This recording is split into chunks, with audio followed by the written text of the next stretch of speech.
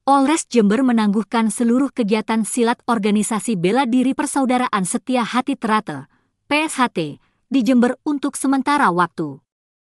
Hal tersebut dilakukan lantaran puluhan anggota PSHT itu telah melakukan pengeroyokan terhadap polisi Aibda Parmanto Indrajaya yang bertugas mengamankan jalur lalu lintas di Simpang 3 depan Transmart Jalan Hayam Wuruk Jember.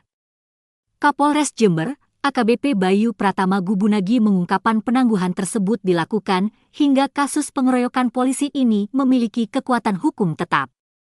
Menurutnya, hal tersebut dilakukan sebagai bentuk sanksi terhadap organisasi bela diri yang tidak bisa menjaga ketertiban dan keamanan di masyarakat. Dilaksanakan di Polda Jawa Timur. Sampai sekarang ada penambahan Belum, pelaku baru? masih Ada. 22 orang yang Masih kemarin. 22. Untuk identitas pelakunya, Pak, itu asalnya dari Jember semua? Semua Jember dari Kecamatan Panti dan Sumbersari. Panti dan Sumbersari saja? Dan kayaknya memang kelompok-kelompok itu yang kemarin ikut konvoy juga dari dua kecamatan tersebut. Untuk dari daerah lain mungkin ada juga pada saat konvoy itu, Pak? Belum ada informasi yang valid terkait hal itu, namun bisa jadi dimungkinkan ada dari beberapa wilayah lain yang sekitar seperti Lumajang, Bondowoso, Situbondo, dan Banyuwangi, tetapi informasi itu belum valid karena belum ada satupun pelaku yang kita amankan berasal dari daerah tersebut. Untuk sampai saat ini, apakah ada DPO atau orang-orang yang dicurigai? Ada, tapi masih itu tadi saya katakan belum valid ya, karena hanya keterangan orang-orang yang sudah kita amankan. Ini ada sini mukul pak, tapi si ininya itu tidak jelas siapa identitasnya, tidak menyebutkan nama lengkap, hanya ciri-ciri pakai baju ini pak, rambutnya begini aja, seperti itu. Jadi tidak, menurut kami itu belum valid dan masih harus diklarifikasi kebenarannya. Ini dari 22 orang ini sudah ditetapkan tersangka atau masih belum? Penetapan tersangka nanti dilaksanakan di Polda. Kalau kemarin kita laksanakan di sini adalah prarekon, itu untuk menentukan peran dari masing-masing orang. Nanti penetapan tersangka segala macam itu dilaksanakan di Polda. Gelar perkara nanti dilaksanakan di Polda juga. Ya.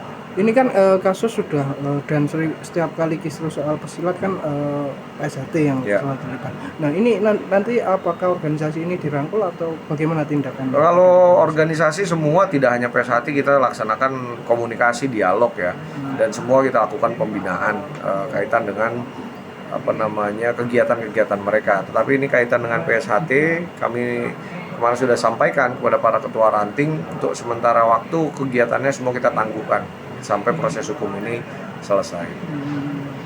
Sebagai bentuk salah satu sanksi tegas ya pada perguruan silat yang tidak menjaga ketertiban, tidak mengindahkan aturan-aturan hukum yang berlaku. Dari data Polres Jember sendiri, kasus yang melibatkan PSHT sudah berapa kali? Di tahun 2024 ini ada kurang lebih 7 kasus yang melibatkan perguruan silat.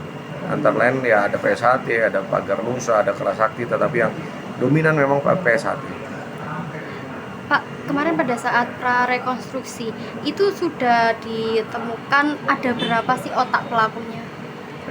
Kalau kita nyebut otak pelaku tidak bisa secara spesifik karena memang pengeroyokan kan dilakukan secara bersama-sama ya.